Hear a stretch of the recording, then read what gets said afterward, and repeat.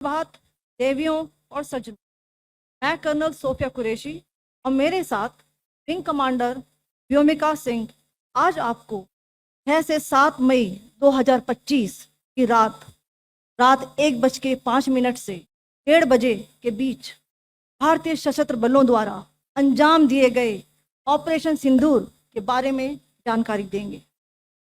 Operation सिंदूर 22 अप्रैल को पहलगाम में हुए विभत्स आतंकवादी हमले के शिकार मासूम नागरिकों व उनके परिवारों को न्याय देने के लिए लॉन्च किया गया था।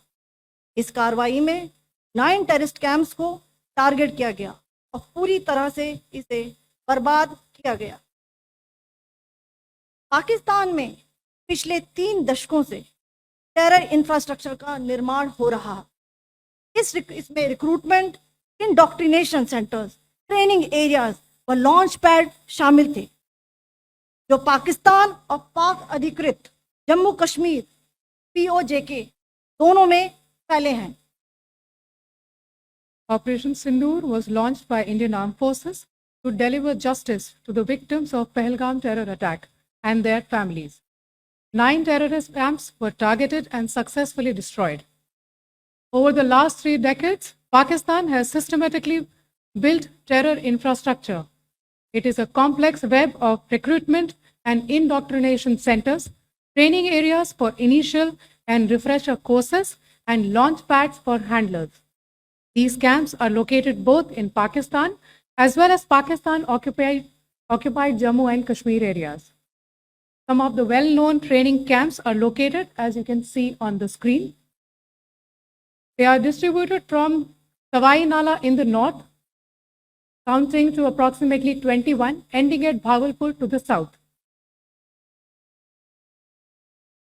इन लक्ष्यों का चयन विश्वसनीय इंटेलिजेंस सूचनाओं के आधार पर हुआ ताकि आतंक गतिविधियों की रीढ़ तोड़ी जा सके, और यह खास ध्यान दिया गया कि निर्दोष नागरिकों और सिविलियन इंस्टॉलेशन को नुकसान न पहुंचे।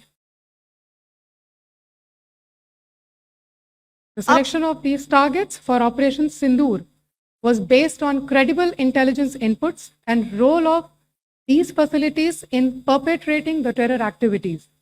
The locations were so selected to avoid damage to civilian infrastructures and loss of any civilian lives.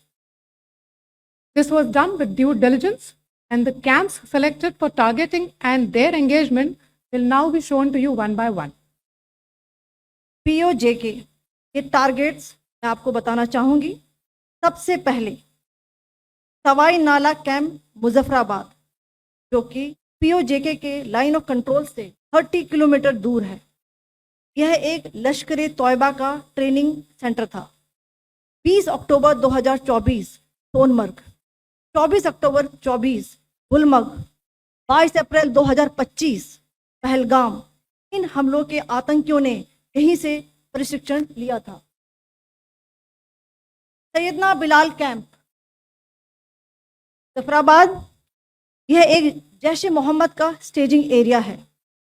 यह हथियार, विस्फोटक और जंगल सर्वाइवल ट्रेनिंग का केंद्र भी था। गुलपुर कैंप कोटली, यह LOC से 30 किलोमीटर दूर था। लश्कर तोयबा का बेस था, जो रजौरी पुंछ में सक्रिय था। 20 अप्रैल 2023 को पुंछ में और 9 जून 2024 को तीर्थ यात्रियों के बस हमले में यहीं से आतंकी को ट्रेन किया गया था।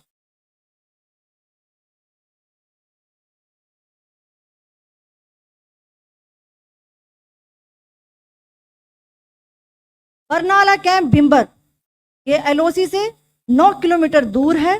यहाँ पर हथियार, हैंडलिंग, IED व जंगल सर्वाइवल का प्रशिक्षण केंद्र था। अब्बास कैंप कोटली,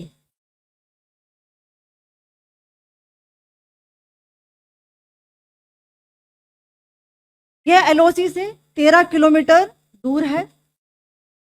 लश्कर तोयबा का फिदाइन यहाँ तैयार होता था। इसकी कैपेसिटी 15 टेररिस्ट को ट्रेन करने की थी।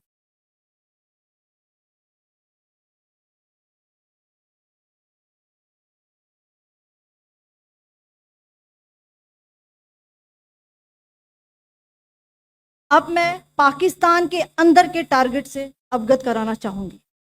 पहला, सर्जिकल कैंप सियालकोट। यह अंतर्राष्ट्रीय सीमा से 6 किलोमीटर की दूरी पर है, सांबा कटवा के सामने।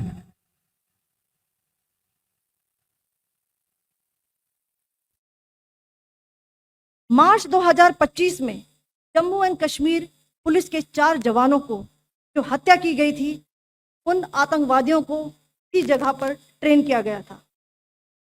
दूसरा, महमूना जाया कैंप सियालकोट। यह 18 से 12 किलोमीटर आईबी से दूर था।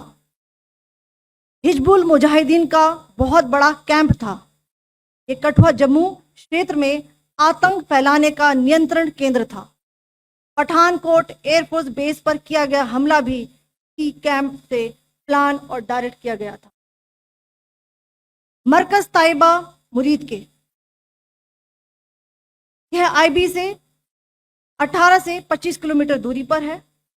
2008 के मुंबई हमले के आतंकी भी यहीं से प्रशिक्षित हुए थे। अजमल कसब और डेविड हेडली भी यहाँ ट्रेन हुए थे।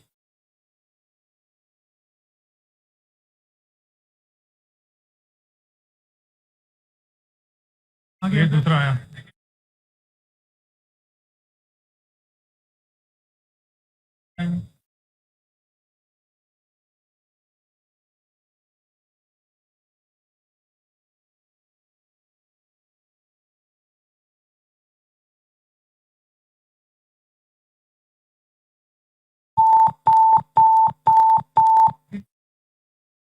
एंक्लोजर सेम ही है। Just hit the target.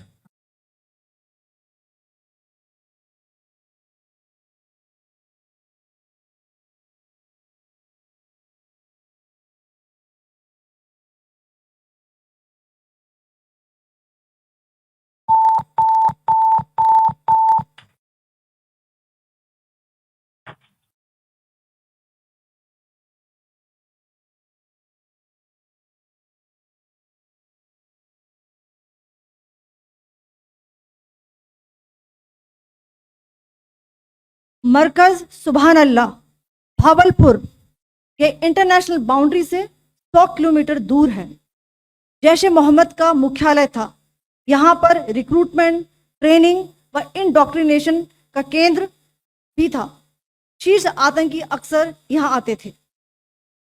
मैं आप सबको बताना चाहती हूँ कि किसी भी सैन्य ठिकाने का निशाना नहीं बनाया गया और अभी तक किसी तरह की नागरिक क्षति की रिपोर्ट नहीं है।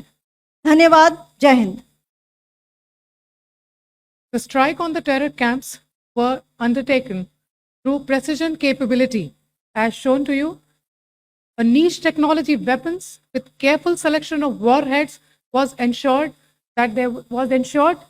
so that there will be no collateral damage. The point of impact in each of the target was a specific building or a group of buildings. All the targets were neutralized with clinical efficiency, and the results reiterate the professionalism of the Indian Armed Forces in the planning and execution of their operations. No military establishments were targeted. India has demonstrated considerable restraint in its response. However, it must be said that the Indian Armed Forces are fully prepared to respond to Pakistani misadventures, if any, that will escalate this situation. Jai Hind, and thank you very much. देश विदेशातील प्रत्येक घडामोडींचे live update मिळवण्यासाठी आता साम टीव्हीच्या सर्व social media प्लॅटफॉर्मला like, follow आणि subscribe करा. तसंच सर्व नोटिफिकेशनसाठी बेल आयकॉन प्रेस करायला विसरू नका.